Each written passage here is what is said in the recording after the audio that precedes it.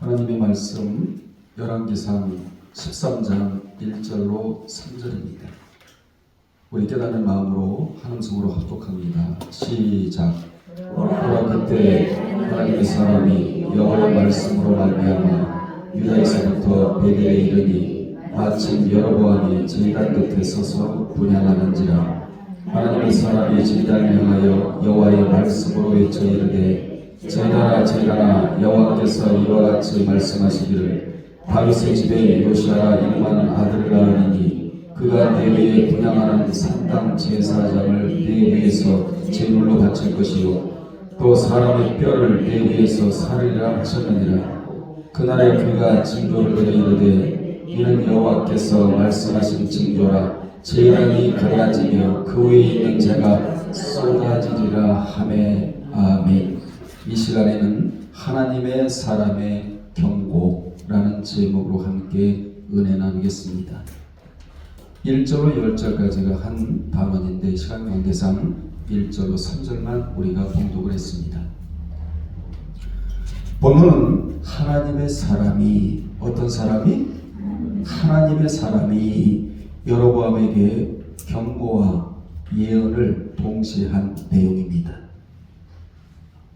당시 유다에 있는 하나님의 사람이 북이스라엘의 말씀을 증거하기 위해 베델로 가보니 때마침은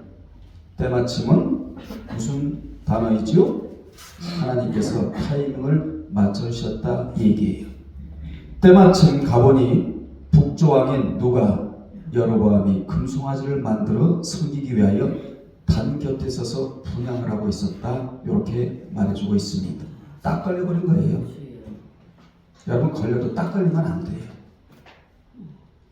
일본 하나님의 사람이 제단을 향하여 하나님의 말씀을 증거했는데 그것은 장차 다윗의 집에 요시아라 하는 왕이 나와서 그 단 위에 제사하는 제사장들을 그 위에 제물로 태워서 제사할 것이며, 무시무시한 말씀을 지금 하고 있는 거예요.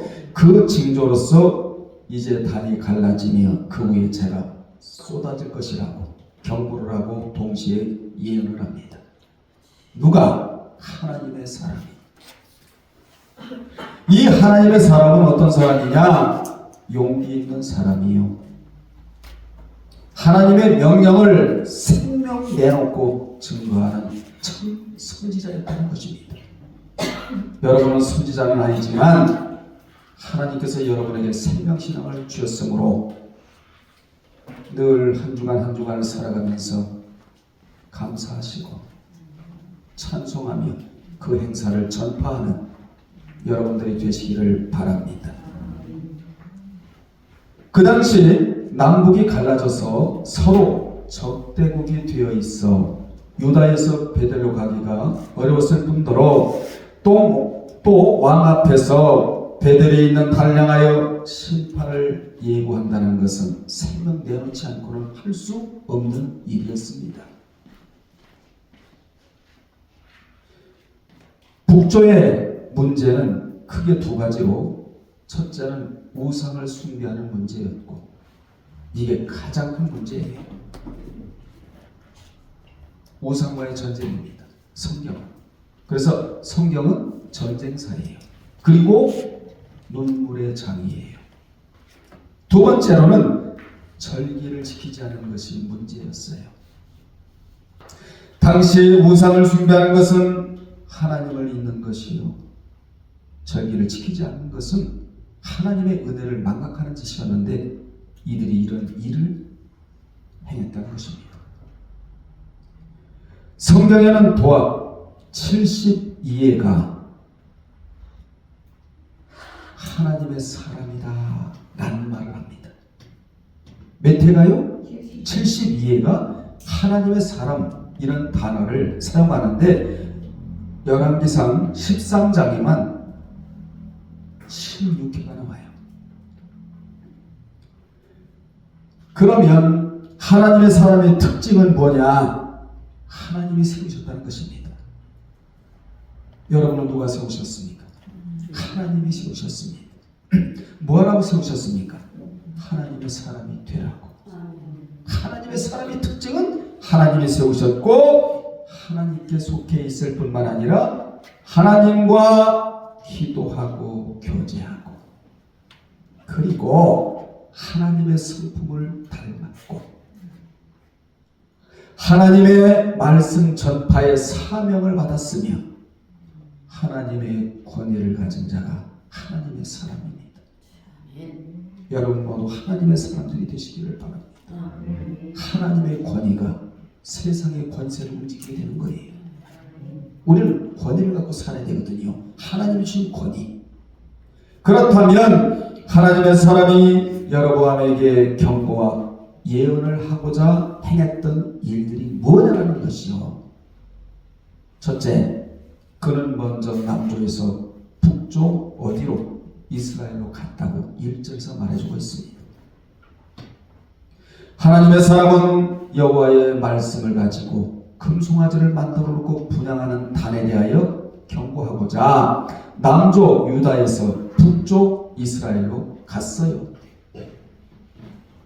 그는 다른 것을 가지고 가지 않고 우상 숭배를 타파할 수 있는 무엇을? 하나님의 말씀을 가지고 갔답니다. 돈을 가져간 게 아니에요. 명예를 가져간 게 아니에요. 학식을 가져간 게 아니에요. 스토의 학파나 에피큐로스 학파가 가지고 있던 이런 철학적인 것 이걸 가져간 게 아니에요. 하나님의 말씀을 가지고 갔답니다. 우리도 북조 같은 세상을 살아가면서 말씀을 갖고 살아야 승리할 수 있다는 교훈입니다. 이 하나님의 사람은 당시 사람들에게는 무명한 자였지만 아무도 알아주지 않았어요. 하나님에게는 유명한 자요. 하나님이 신뢰하셨기에 여로보암이 하는 짓을 뿌리 뽑으라고 베델로 보내신 것입니다. 오늘 여러분 신앙을 처해야 하는 모든 것들 뿌리를 뽑으시기를 바랍니다. 이같이 하나님은 아무에게나 심부름을 시키시는 분이 아니고 복도 아무에게나 주시는 분도 아니시며 말씀도 아무에게나 주시는 분이 아니시고 신뢰할 만한 자에게 말씀을 주시고 그에게 일을 맡기시며 그에게 복 주시기를 원하신다는 것입니다. 이게 순서예요. 여러분 복 받기 원하시죠? 이 순서를 밟지 않고는 이 절차를 밟지 않고는 절대로 복을 받을 수가 없게끔 되어 있습니다. 그러므로 하나님은 신뢰할 만하다고 판단이 되면 곧바로 말씀을 주시고 그에게 일을 맡겨주시며 맡겨주신 대로 그 일을 잘 감당하면 하나님의 복을 주시겠다는 것이에요. 이러므로 복받을 자의 특징은 하나님이 먼저 뭐 하시고 신뢰하시고 그리고 주시고 그리고 맡기시고 맡기신 일에 그 일을 잘 감당하면 하나님이 복을 주시는데 사람이 귀신이 마귀가 사탄이 아무리 막아도 막을 자가 없어요. 왜냐? 이게 통로이기 때문에 그래요. 이 통로에 있기를 바랍니다. 당시 북조에는 전체적으로 불행이 드리워져 있었다. 왜냐하면 우상을 숭배하는 여로보암 왕에게 당신 그렇게 하면 망한단 말이야 이렇게 전해주는 사람이 한 사람도 없었대요. 즉 하나님의 사람이 없었다는 것입니다.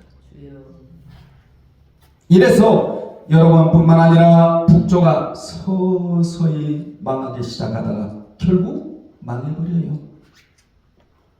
하루아침에 망하는 게 아니에요.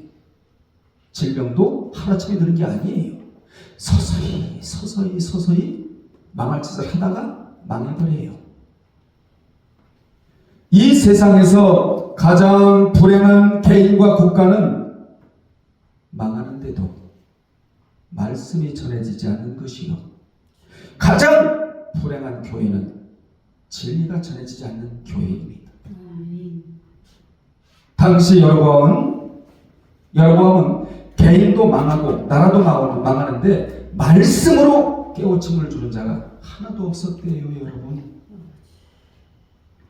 사실 이 부분이 쉽지 않기 때문에 하지 않고자 하는 거예요.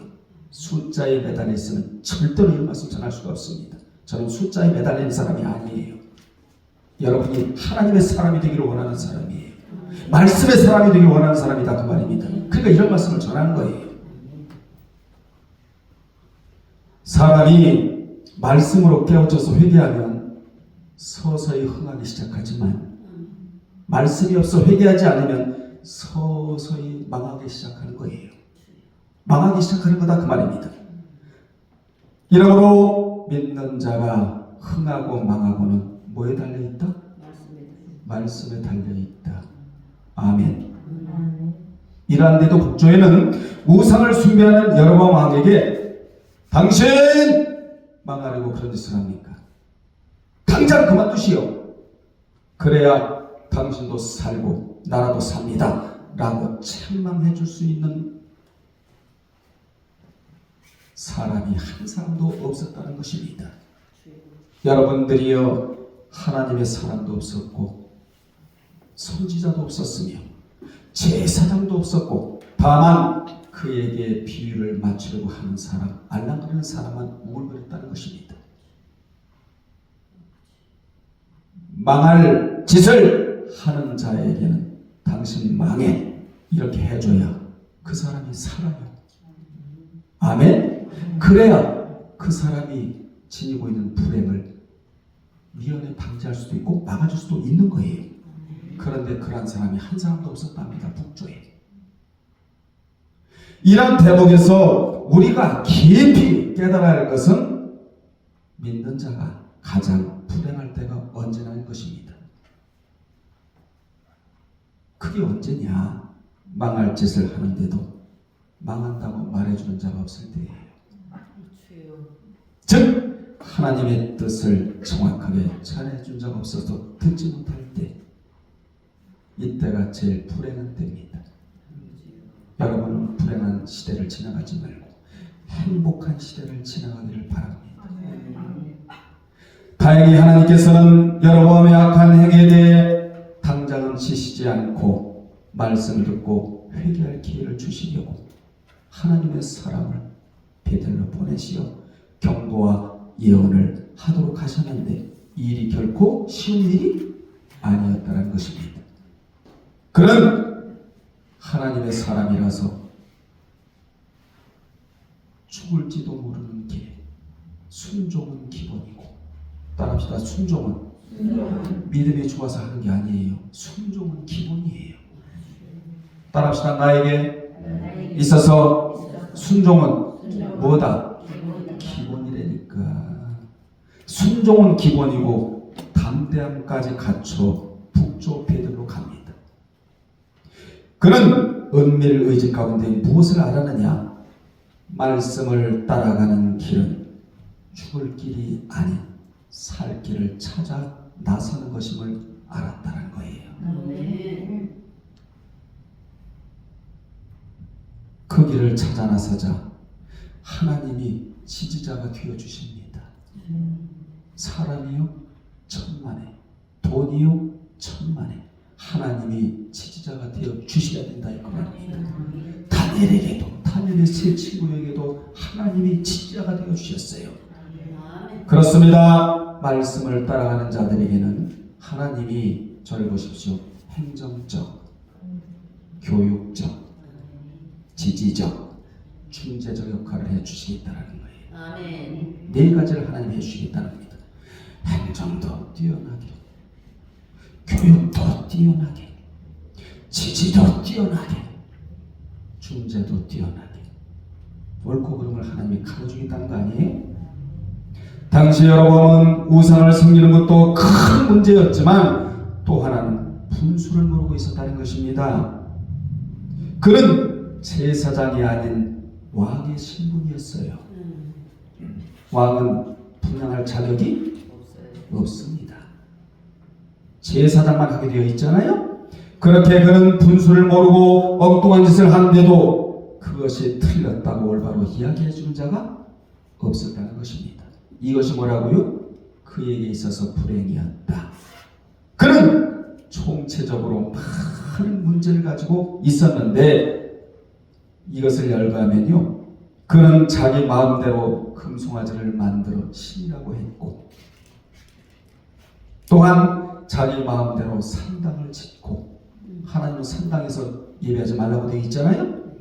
또한 자기 마음대로 제사장을 뽑고, 또한 자기 마음대로 절기를 정하고, 여러분 주일을 안 지키면 자기 마음대로 절기를 정하는 자와 같아요. 오후 시간에 나라와 제사의 문제 이거를 공부할 거예요, 여러분이. 계시록 1장 6절에서. 또한 제사장도 아니면서 자기 마음대로 분양하는 등 여호와께 각종 악행을 저질렀습니다. 그런데도 누구 하나 뜯어말리는 자가 없었다. 한마디로 그는 교만하여 분수를 모르는 자였다. 사람이 분수를 아는 것은 굉장히 중요한 겁니다.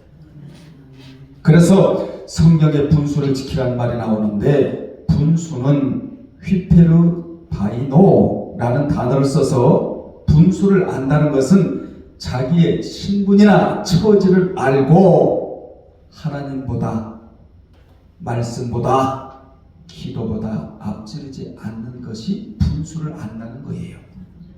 우리 분수를 알아야 돼.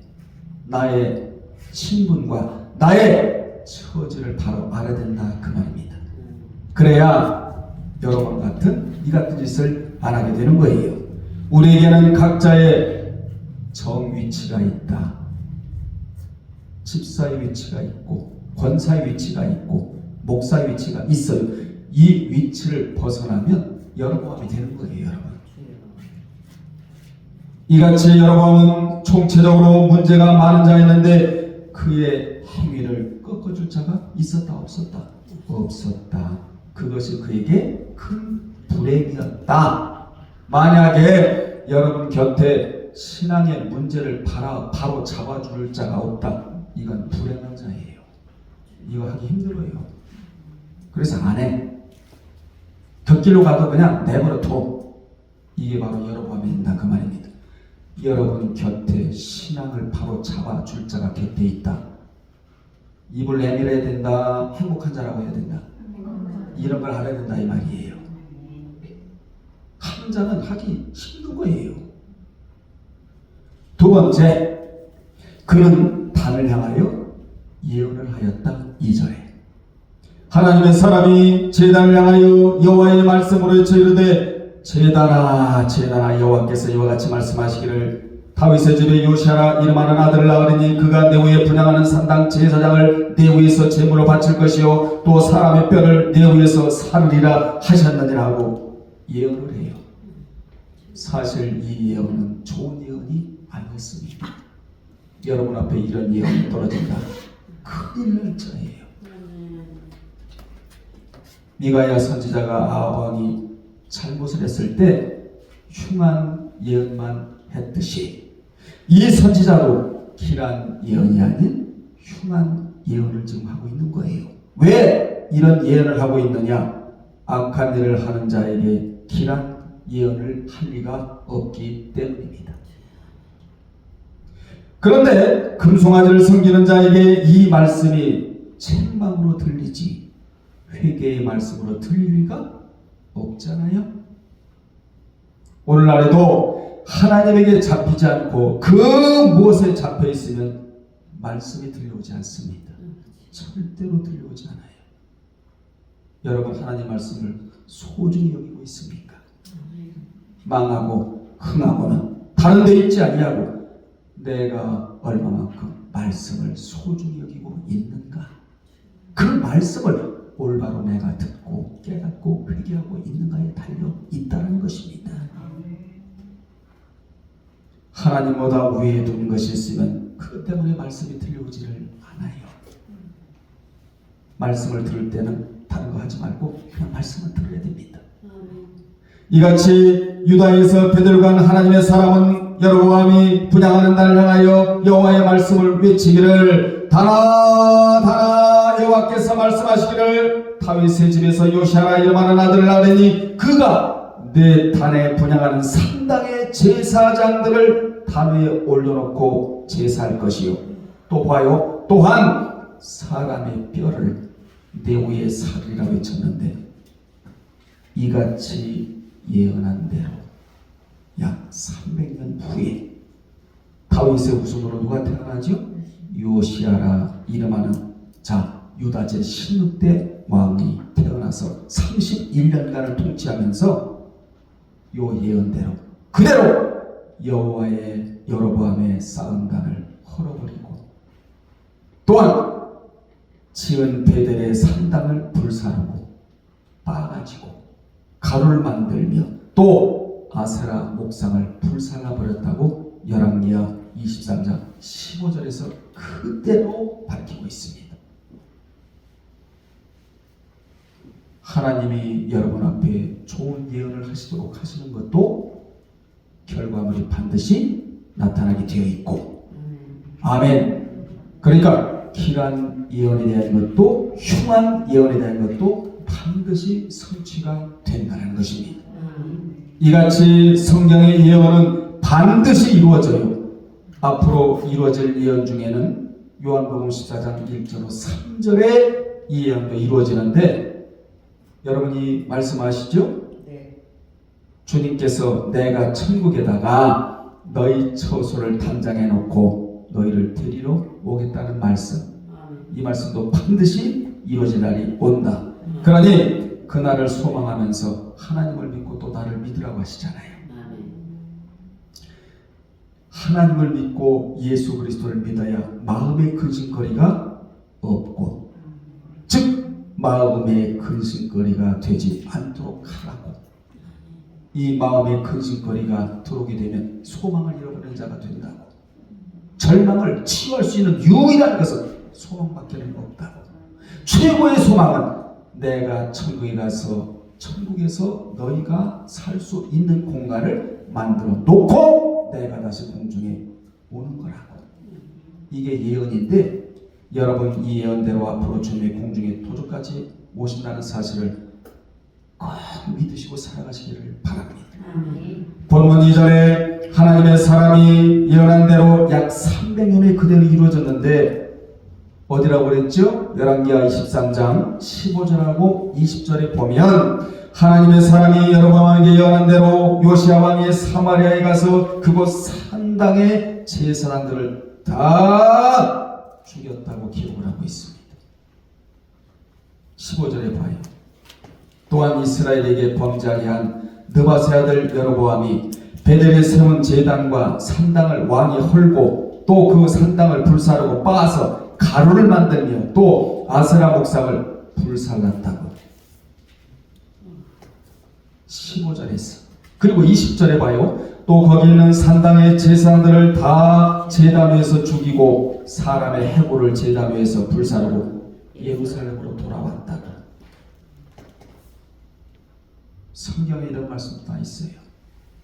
이같이 요시야는 산당의 제사장들을 다 단 위에서 죽이고 사람의 해골을 단 위에서 불사르고 예루살렘으로 돌아왔다고 우리에게 증언해주고 있습니다. 요시야 왕이 사마리아에 가서 그곳 산당의 제사장들을 다 죽였다. 자, 잘 들으십시오. 사마리아에 있는 제사장들은 내 사람이 아니고 또 아무나 예물만 가져오면 제사장으로 세웠기 때문에 참 제사장이 아니고 거짓 제사장들이었다. 요시야가 그들을 죽이고 그 해골을 우상단에 불살랐답니다. 요시야 왕은 좋은 왕이라서 예루살렘 성전을 정결케 하는 것부터 시작하여 유다 전 구석구석마다 열조들이 만들어 놓았던 우상들을 다 철폐하고 북이스라엘까지 가서 우상들을 철폐하고 거짓 제사장들을 죽이고 돌아온 자가 요시야예요. 이런 자도 있다 이 말입니다. 여로보암 같은 자가 있는가 하면 요시야 같은 자가 있기 마련이다. 하나님의 사람이 300년 전에 예언했듯이 요시야 왕은 다윗 이래 가장 위대하고 훌륭한 왕이었다고 하나님의 평가를 내려주셨어요. 여러분은요 신앙생활하면서 평가를 잘 낼 줄 알아야 돼. 하루하루의 평가를 낼 줄 알아야 돼. 이걸 피드백, 평가 다음에 뭐죠? 피드백. 순환의 법칙이라고 하잖아요. 계획부터 평가까지 오기까지 잘 여러분이 왔다면 평가에서 다시 거꾸로 계획까지 가보는 거예요. 뭐가 잘못되는지를. 피드백을 잘해야 된다 그 말입니다. 요시야 같은 왕이 없었다고 성경은 말씀해주고 있는데 그 왕은 아버지 히스기야 말년에 실수를 하긴 했지만 유다 왕 중에 가장 선왕을 뽑으라면 다윗과 히스기야와 누구지요? 요시야.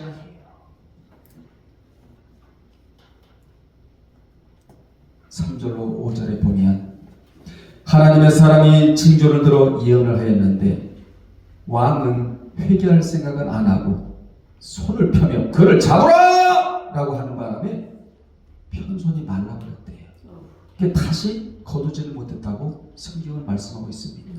여러분 말씀을 하찮게 여기지 마세요. 손이 말려버려요. 손을 뭐죠? 손으로 하는 것마다 기적이 일어나야 되는데 기적이 일어나지 않는다는 거예요. 손이 말라버렸잖아요. 3절로 4절에 봐요. 그날에 그가 징조를 들어 이르되 이는 여호와께서 말씀하신 징조라 제단이 갈라지며 그 위에 있는 자가 쏟아지려 하며 4절 여로보암 왕이 하나님의 사람이 베들에 있는 제단을 향하여 외쳐 말함을 들을 때 제단에서 손을 펴며 그를 잡으라고 해야 돼요? 회개해야 돼요? 오늘날에 잡으라 하는 사람이 굉장히 많다. 입을 내밀고 비죽거리고 잡으라! 그를 향하여 편손이 말라 다시 거두지 못했대요. 5절에 하나님의 사람이 여호와의 말씀으로 보인 징조대로 제단이 갈라지며 재가 제단에서 쏟아졌답니다. 그는 예언의 말을 듣고도 회개할 생각 안 하고 손을 펴서 잡으라고 하자 그를 편손이 말라 다시 거두지 못했다고 말씀하고 있습니다.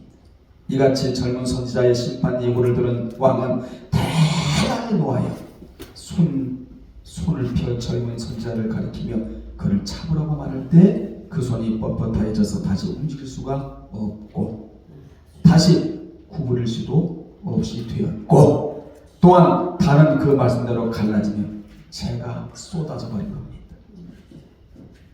하나님의 말씀대로 이적이 일어났다는 것이지. 당시 그단이 경고하였지만 선지자의 증거대로 즉시 이루어졌다는 것입니다. 여러분 4절 5절에 다시 보면 하나님의 말씀은 저마나 획하나 그대로 이루어져요.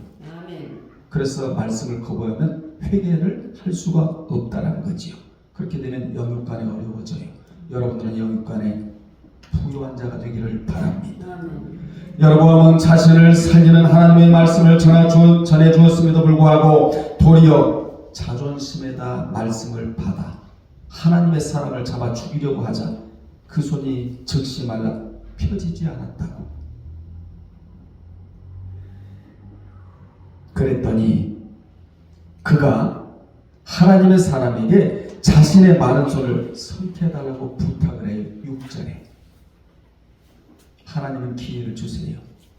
아멘. 6절에 보면 하나님의 사람을 누가 해치려고 하겠는가에 대한 교훈인데 하나님의 사람을 손대면 손이 말라버립니다.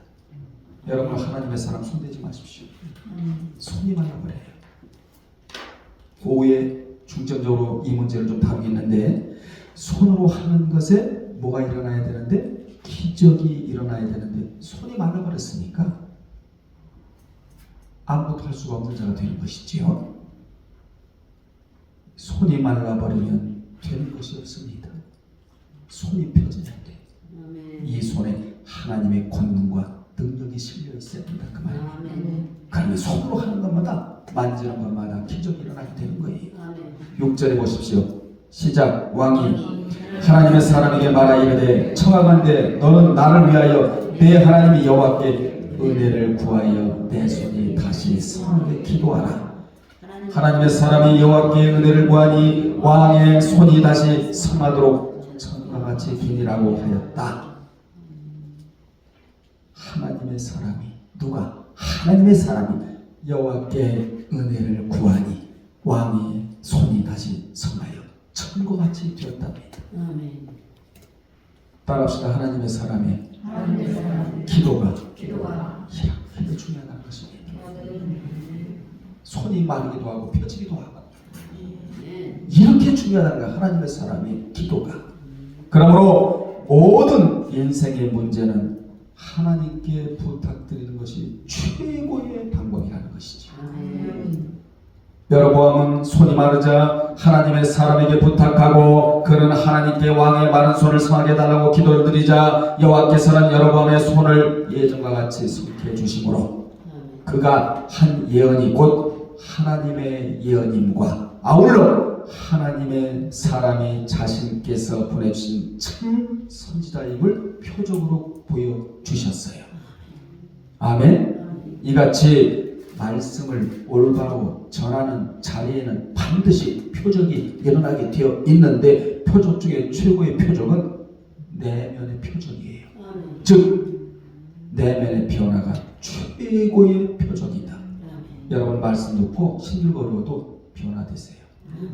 그래야 이 세상을 살아가는데 훨씬 수월해요. 아멘.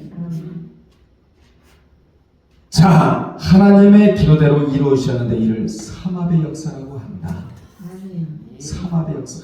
항상 기적이 일어날 때는 삼합의 역사가 작동을 하는데 위로부터는 하나님의 능력이 내려오고 기도를 받고자 하는 자의 수용력이 필요하고 기도해야 되는 자의 믿음이 세 가지가 작동이 되면 이것을 삼합의 역사라고 말하는데 기적이 일어날 수밖에 없다는 것입니다. 세 번째 7절이에요. 그는 여로보암의 유혹을 거절하였다. 7절에 보겠습니다. 왕이 하나님의 사람에게 이르되 나와 함께 집에 가서 쉬라. 내가 네게 예물을 주리라고 유혹을 했어요. 이 유혹을 받아들였다, 거절했다. 이거 거절하기가 쉽지 않았어요. 사람이 돈 앞에 약하잖아요. 믿는 자가 신앙생활을 하면서 사실 시험보다 더 어려운 것이 유혹입니다. 이같이 여로보암이 하나님의 사람에게 예물을 줄 테니 나와 함께 집에 가서 쉬자고 유혹했는데 하나님의 사람이 이를 거절했대요. 그 거절한 내용이 8절로 10절입니다. 같이 한번 읽어볼까요? 하나님의 사람이 왕께 대답하되 왕께서 왕의 집 절반을 내게 준다 할지라도 나는 왕과 함께 들어가지도 아니하고 이곳에도 떡도 먹지 아니하고 물도 마시지 아니하리니 이는 곧 여호와의 말씀이 내게 명령하여 이르시기를 떡도 먹지 말며 물도 마시지 말고 왔던 길로 되돌아가지 말라 하셨음이니이다 라고 거절을 해버립니다. 아멘. 10절에 이에 다른 길로 가고 자기가 베델에 오던 길로 되돌아가지도 않대요. 멋진 하나님의 사람입니다. 아멘. 오늘 우리는 설교를 통하여 본문을 통하여 멋진 하나님의 사람을 발견하게 되는 거예요. 그리고 도전을 받게 되는 것이죠. 하나님의 사람이 아닌 자는 마귀의 유혹을 거절치 못하지만 하나님의 사람은 마귀의 유혹을 거절해버립니다. 여로보암 왕이 하나님의 사람을 회하기 위하여 자기 집에 초대하며 그에게 예물을 주겠다는 말을 건네지만 거기에 대해 하나님의 사람은 단호하게 거절해버립니다. 여호와의 말씀이 하지 말라고 했다고 그러잖아요.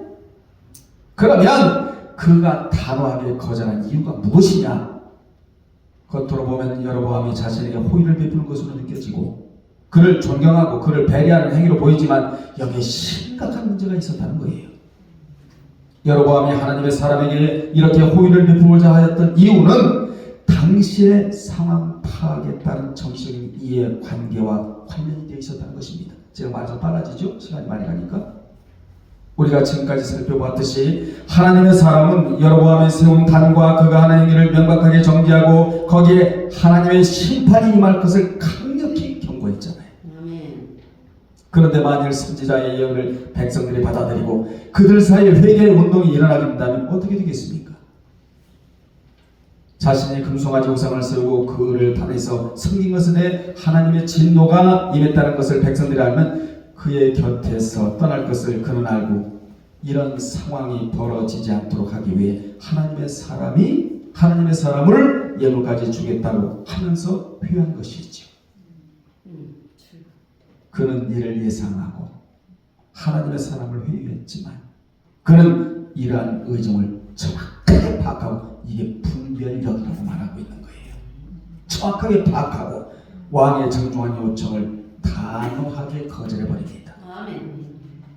그가 이렇게 할 수 있었던 것은 9절에 답을 주는데 여호와의 말씀이 내게 명령했기 때문이다. 너무나 귀한 말씀이 성경에 기록되고 있습니다. 여호와의 말씀이 내게 명령했기 때문이다. 그 명령이 뭐냐? 떡도 먹지 말며. 여러분, 귀신이 주는 것은 아무것도 먹으면 안 돼. 아멘. 사탄이 주는 건 아무것도 먹으면 안 돼. 떡도 먹지 말며 물도 마시지 말고 왔던 길로 되돌아가지 말라고 하셨기 때문에 나는 그 말씀에 그대로 순종하는 것 뿐이다. 이렇게 거절해버립니다. 따라서 순종이 없는 예배 아니에요. 순종이 없는 기도 아니에요. 순종이 없는 찬양 이것도 아니에요. 순종이 없는 사역은 있을 수가 없다. 여러분, 순종하기 위해서 말씀 받으십시오. 하나님이 누구에게 일을 시키는가? 순종도를 보시고 일을 시키신다. 아멘. 순종할 자인지 아닌지를 아시고 시키시는 하나님이에요. 말씀에 순종함이 없고 말씀을 돌이키는 자는 하나님의 사람이 될 수도 없고 마귀의 욕을 거절할 수도 없는 것입니다. 여로보암 6절에서 손이 정상이 되는 체험을 얻었으면서도 이 같은 행동을 해. 엄청난 표적을 보면서도 이 같은 행동을. 여기서 주는 교훈은 뭐죠? 한 사람이 변화되는 게 이렇게 어렵다는 거예요. 말은 권사하고 집사하고 하지만 이렇게 어렵다는 겁니다. 변화되는 척하기는 쉬워도 변화되기는 너무나 어렵다는 것을 우리로 하여금 알게 합니다. 그래도 변화되는 자가 곳곳에는 있다 해요. 아멘. 있기 마련이에요. 하나님은 그저와 함께 이 시대에 발맞춰 일하기를 원하십니다. 아멘.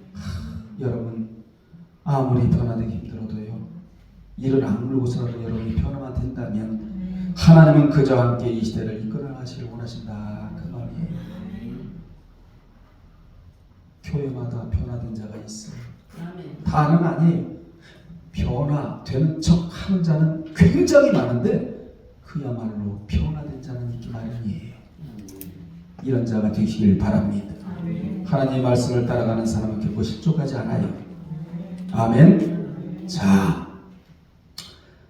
이 거절함이 그를 죄악된 수렁에서 건져내었고 말씀이 그를 실족치 않게 한 것이지요. 누구를? 하나님의 사람을. 아멘.